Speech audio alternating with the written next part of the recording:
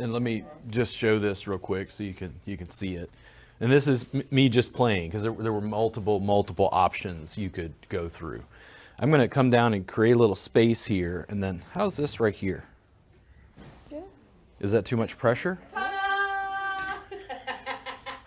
You doing all right back there? Did we lose one? Misty just fell off her chair. Oh. Too much? No. Okay. I heard a noise. I heard something, and I was like, oh, are you okay? So you have your knee right in the crook of her neck, basically pushing downward. Sam, where do you feel this? Right on my Okay.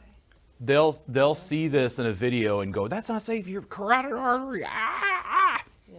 And I'm like, no, I'm pressing like, okay, anytime you watch this in a video, by the way, you're looking, if I'm watching you and you're applying something with an elbow, I'm going to look at your shoulder and look at your elbow. I'm going to look at the position of your humerus, and I know the direction you're going in. When you look at this, you're going to look from the hip to the knee and go, ah, that's where he's going. Does that make sense? Because I can change angle and leverage by moving my hips, because that's a little more like straight down right there. Right. Now, what happens is this is pretty static. She can take this. I looked at her vibrometer. She's not wincing. I can grab her shoulder here and the shoulder girdle and go, how about that? Oh, that's so good. Oh, that feels good. Yeah. I want to make this as effortless as possible. If you decide to work on people's necks, and you'll build up to the knee, especially for her, because she's, compared to my body size, more petite, I think a forearm is a better option. If I was working on Jim Bob, oh man, I beat those guys up. I mean, lovingly. But they actually, guys I find, big guys, they love being manhandled. I love dragging them around the mat and making them feel little. I think they don't get that often, right? So if I come into here, one, I think I'm going to be here a little while. I'm going to do the laziest version I can manage. Lift your head for me.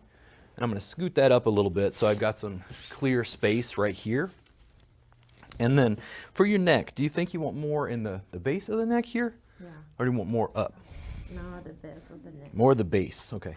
So I'm going to change my position even a little bit more, because she has her head a little forward. It's lengthened some of these muscles. I'm gonna scoot just a little bit. I'm going to get this receptive hand, and I'm going to stack. I'm just leaning in with my forearm and elbow. How's that right there, Sam? Good. Is that too sharp? No. Do you want more pressure? Yes. Okay. When I give more pressure, all of you know this. You just stack your shoulder over your elbow. When you're delivering pressure with your elbow on steroids, you stack your hip over your elbow on steroids. Right there? Yeah. Okay. Now what do you think? A little more down or a little more up? Up. Tell me when. There. All right. A little more forward or a little more back? Back. Let me change the angle just a little bit. Right there? Yeah. There we go. Let me grab that a little bit back. There? Nice. This, remember I talked about primary, secondary, tertiary? Her hair is up. Can I take this down real quick? Yeah. Oh, she got two of them. All this great long hair. Am I pulling your hair too bad? No. Okay. Because I got this nice thing. How's the pressure right there? Good. I can have more. Primary, secondary. Yeah. And I go, listen, still to the back right there?